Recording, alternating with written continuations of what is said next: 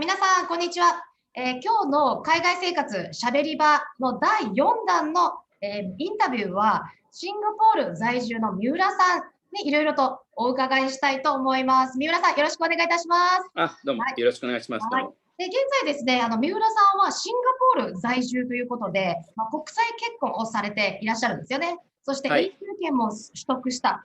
そしてですね、すみません、シンガポールの方でファイナンシャルプランニングの世界では難関と言われている CFP の取得者でもあるんですよね。で、そして日本人で初めてですね、シンガポールでこの CFP の資格を持ったっていう素晴らしい優秀な方なんですけれども、彼のですね、体験談、そして経験、スキルに基づいてですね、いろいろとお話ししていきたいと思います。はい。じゃあ、すいません、三浦さん、最初の質問なんですけれども、日本を出てからですね、総合的に合計でどれぐらいの海外生活になっているんですか？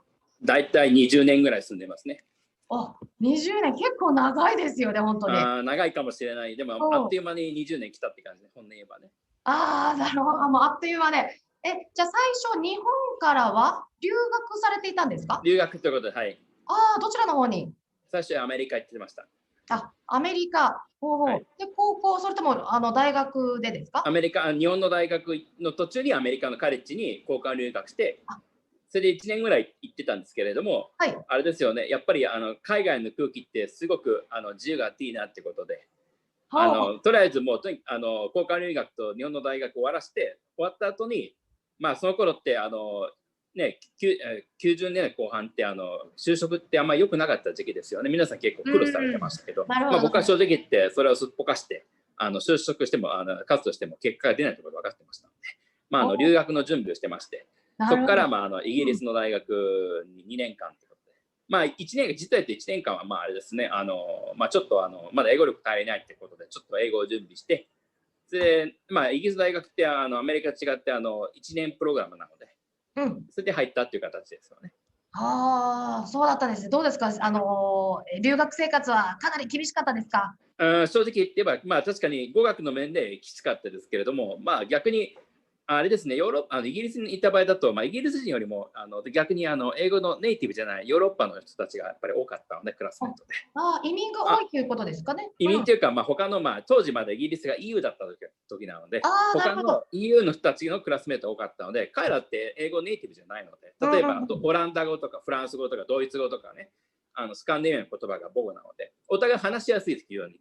なるほど。英語が第二言語ということで、ネイティブと話すよりも、話しやすかったということですよね。話しやすいですね、基本的に。お互いネイティブじゃないから、ちょっとね、発音に齟齬があってもね、あまり気にしない。用語わからないから気にしない。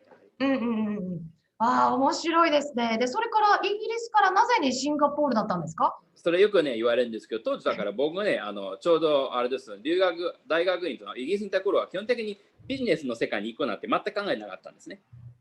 当時だからもうイギリスの大学卒業したらもういずれ国際機関で多分働くってこと前提で国際政治経済を勉強してたんですよ。ですので、あれですよね、当初はもう例えばそういう UN とかありますよね。例えば国際機関WHO とか WTO とかありますよね。そっち行く予定だったんですけど、やっぱりなかなかね、新卒でしかも職歴がないと、やっぱり相手にしない世界、基本的に。やっぱりインターンシップに応募しても結局話が来ない。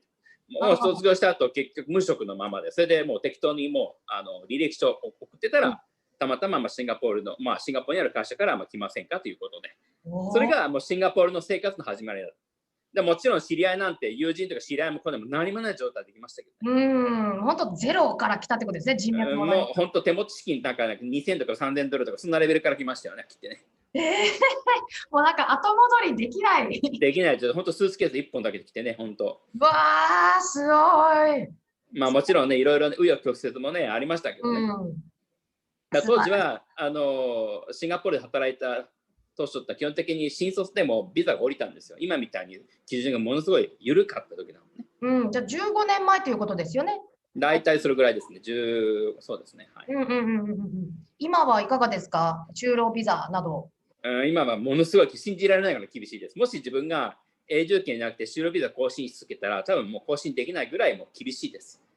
そうなんですね。本当に高いです。特に若い時だったらまだいいんですけど、40ぐらいになったらもう本当に、ね、月収がもう基準がもう、例えばあれでシングドルで言ったら、まあ、8000ドルとかね、9000円、もちろんそれだけじゃなくて、いろいろ多分、その実績とか専門によって変わると思うんですけど、はい。ものすごい基準が厳しい。特に今、パンデミックでそのローカルの人とか失業してますので、そうですよね。とにかく外国人の人たちはもうあれですね、厳しいですよね。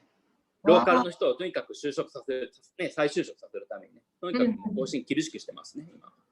なるほど。今だけだったらいいかもしれないですけどね、まあ、これからまたパンデミックが、長期化すると、もしかすると移民される方っていう、される方の、移住っていうのも、ハードルが高くなる可能性もありますよね。まあ、ありますね、基本的に高いですね、基本的にね。やっぱりもちろんいきなり永住権取れるってことは、基本的に富裕層のスキーム使わない限りちょっとないので、通常に例えば自営の人もそうなんですけど、例えば普通に働くんでしたら、例えば就労ビザを取って、税金を納めて、それから永住権を応募するっていう形ですよね。まあでも、すごく基準があれですよね、例えば15年前とか20年に比べても基準が上がりすぎちゃってるっていう感じですよね。なるほどね。まあ、ニュージーランドも実もそうなんですよね。もうですよね。はい、永住権を申請するとなると、まあ、相当な、スキルだとか、あとは給与がないと難しいっていう状態になってますね。まあ、もしかするとこれが世界の動きなのかもしれないですね、先進国。もう下がることないですよね。仮に例えば上がらなくても、結局それがじゃあ基準下がるかと下がらない。どんどん同じかそれ上がるかどちらかですよね。ですので、例えばあれですね、もし例えば日本の方で、じゃあもう海外で挑戦だけなくても移住ベースでやる気になったら、もう決めたらすぐやった方がいいです。待たないということですよね。まあ今ちょっとね、飛行機飛んでないんですけど、飛行機が飛び始めたら、もう考えてもありですよね。なるほど。もう行動してもなんぼって感じですよね。なるほど、素晴らしい。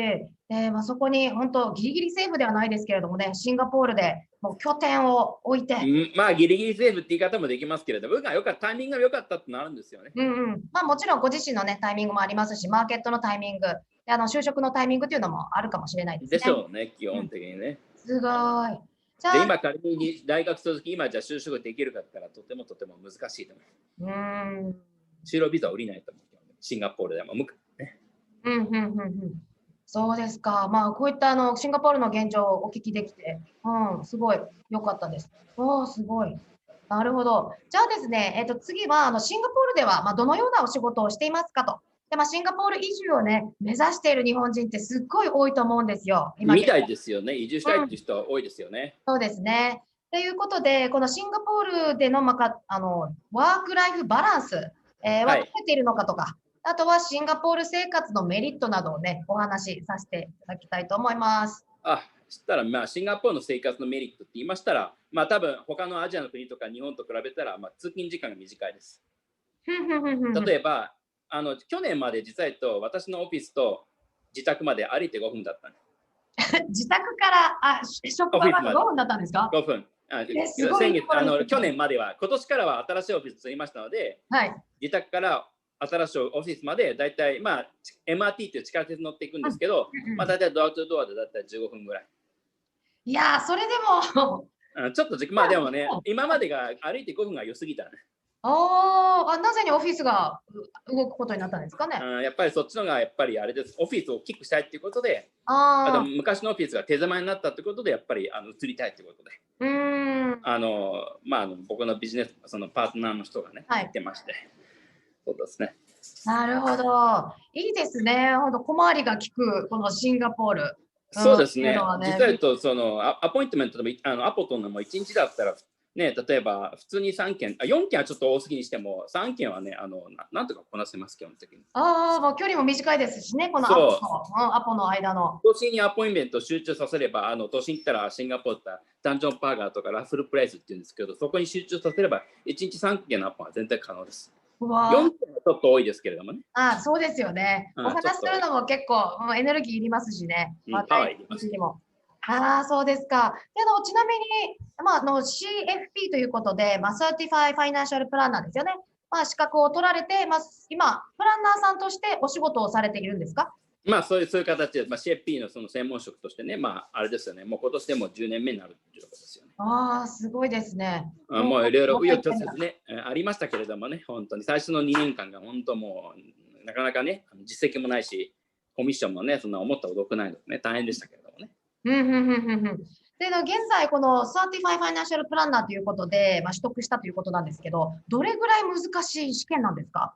まあ僕はあんまり正直言ってあんま試験とか得意じゃない、そういうタイプじゃないんですけれども、やっぱりあれですよね。特に、まあ、シンガポールのルールに全部所属してるので、やっぱりそのルールをゼロから覚えるって大変ですよね。で、あと、あれだね、僕なんか特にそう、やっぱりモジュール6、やっぱり全部英語で書くのでね。で、3時間ずっと英語なのでね。3時間ずっと英語でずっと書くんで、はい。で、あともう読む量も書く量も分量もすごい多いので、それが大変ですね。で、僕はいつも失敗したら、お前の英語で足らないからいつもね、終わっちゃうんですよ。そうじゃないんだよって、いつもお前たちが得点を変えるときから認めないから、落ちるんだって文句言って、4回目の文句でね、向こうのその専門家団体もそれはちょっとね、フェアじゃないからってことでね、態度変えましたよね。それで5回目合格しまして。5回目受けて合格ということですか？そう。僕が本気で怒ったんですよ。こんなのアンフェアじゃねえかよ。特定のアンサーか認めなくて、じゃあフレームワークも言わないでさ、あれで試験だけ受けさせて、その試験の料金だけ250で毎回取るなんてアンフェアじゃねえかって怒ったんですよ。三浦さん。向こうはさすがビビってやっぱり変えましたよね。僕の言ってることはもっともだってことでね、態度変えましたよね。それで5回目で合格しましたね、ちゃんとやって。すごいですね。で、この5回目受からなかったら、もしかしたらこの CFP の試験っていうのを諦めていた可能性も。もういい、自分に向かないし、金と時間の浪費だってことでやめちゃったかもしれない。まあでも幸い5回目で合格したってこと。5回目の正直。まあでも例えば日本の司法試験みたいに、例えば1年1回なくて1年に3回あるんですけど、それでもやっぱりあれ、なんていうかな、勉強しなきゃ数量が多いですし、まあでもそのおかげでやっぱりあれですよね、ちゃんとそのバランスシートとかインカムステートの見方とか、その作り方もね、そこね、分かるようになりましたので、ね。素晴らしい。もう本当に試験落ちても這い上がって、もう5回目で、合格したということですよね。しかもシンガポールでは日本人が初めてなんですもんね。CFP に関してそうね。例えばその政府の免許に関しては、例えばファイナンシャルアドバイザーって免許ないとできないんですけれども、日本人では僕は2人目。2人目ですか。僕は1番じゃない。1人目ではなくて2番目ということですね。まあでも本当希少なね2人ですもんね。まあいろいろありますけれどもね、まあ、僕の方が逆に、ね、2番手でしたけど、まあ、ちゃんと CFP をねシンガポールちゃんと取れましたし、実績も出してます、ね。1番2番ではなくて、もう取ったっていう事実がありますからね。したと。まあね、そういうちゃんと証拠もありますよね。素晴らしいですね。シンガポールではですね、このワークライフバランスというのはいかがなんでしょうか？これはね、やっぱりね、非常に難しい質問なんです。基本的に僕からしたら、シンガポールでワークライフバランスというのはちょっとないかなっていう感じかな。まあもちろん、あれですよね、例えば通勤時間が短いので、あれですよね、まあ、帰宅する時間とかは早いんですけれども、やっぱりシンガポールも日本同様、やっぱり仕事しすぎの社会ですね。非常にストレスの多い社会で、やっぱり特にシンガポールって簡単に解雇できちゃうので、あれですね、やっぱりまあ、お金の面のストレスと仕事面のストレスがあります。特に物価がものすごい高いですので、旦那さんだけの給料で生きていけるっていう世界じゃないので、結局、旦那さんの奥さんが2人で働いて、今の生活をちゃんと維持できているっていう形なので、やっぱり例えば1人の人が奥さんが、例えば旦那さんが失業すると、やっぱりちょっと1人だけのインカムになるので、結構きついかなっていう感じです。それは物価が高いという意味ですか？物価も高いですし、やっぱり日本とかヨーロッパと違って年金っていう制度じゃなくて CPF っていうその積み立てでやってるので、また年金とはまた異質のシステムなので、やっぱりあれですよね。まあこんな物価の高いところで旦那さんだけの給料やるって相当大変ですよね。両方給料高くないと難しいですよね。じゃあ共働きが当たり前ということですか？そうしないとやっぱり生活ができないという現実がねありますのよね。どうぞ。まあだから奥さんも働いて結局家事どうするのかって話になりましたら、もう基本的に近隣諸国が来てるメイドさんに家事をやってもらう。なるほど、アウトソースするということですね。全然それはこっちも合理的ですね。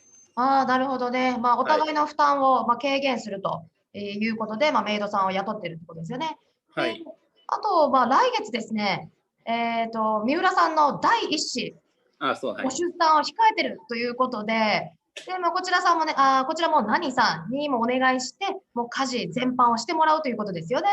まあそうですね。基本的にね、うちらのワイフと私の両親はシンガポール以外にいますので、ね、結局うちらだけでやることなので、うんうんうん。結局手が足りないっていうのは、したらもう、うんうん、まあ、何人とかをね、雇った方が早いかなということで。なるほど。もちろん僕も正直本音言うと、やっぱり日本に行った時にそのメイドさんなり雇った経験ないですし、うんうんうん。そんなものすごい裕福な家庭に育ったわけじゃありませんので、うんうんうん。全くゼロからの経験ですけど、まあでもワイフはもう基本的にフィリピン出身で、もうメイドに囲まれてずっと育ってる生活してるので、彼女はもうどのメイドいいか悪いか分かるんですよね。あ、なるほど。もう目が効いてるわけですね。うんまあ僕よりもずっともそういうの、もう生まれてからずっとそういう経験してるのうんうんうん。ああ、なんか国が違うと、やっぱこう、ナニーさんの事情ですとかね、囲まれて育っていくっていう環境っていうのは全くなんか別物に感じますよね。日本じゃあんまあ、まりありえないです。そうシンガポールとか日本違って、そのフィリピンとかだったらメイドとかやったのね、うんうんうん結構うん。安いし簡単なんですよ。へえ、いいですね。じゃあもう来月はもう本当お子さん、もう奥様、そして三浦さんもね、お仕事あると思うんですけれども、もう子育てに集中できる環境を今、今そうですね、はい、実質ですので、もう2月の中旬から旧正月じゃないですか、旧正月の後はもう、まあ、もちろんもうパートナーに行ってんで、ビジネスパートナーに行ってるんですけども、1ヶ月間はもうパターニティリーブ、つまり、もちろん家で仕事はするんですけど、まあ、基本的にオフィスとか外には行かないで、家でずっと子供の育てにちょっとね、専念するからってことはもう言ってます。うんうんうん、なるほど。4週間、実質1ヶ月ぐらいね、うんうんうんうん。パターニティリーブをちょっと取りますってことで、ね、宣言しはい。てます。本当、赤ちゃんにもね、お子さんにもよるんですけれども、本当、私の場合は、1時間ごとに起きてましたね、夜。もう、なんか人によっては、うん、ね、今考3時間えたら、起きなくてね、1時間起きたらきついなんかね。そうですよね。やっぱ体力もね、必要になってくるので、本当、三浦さん、奥様のサポート、ぜひともしてください。そうですね、うん。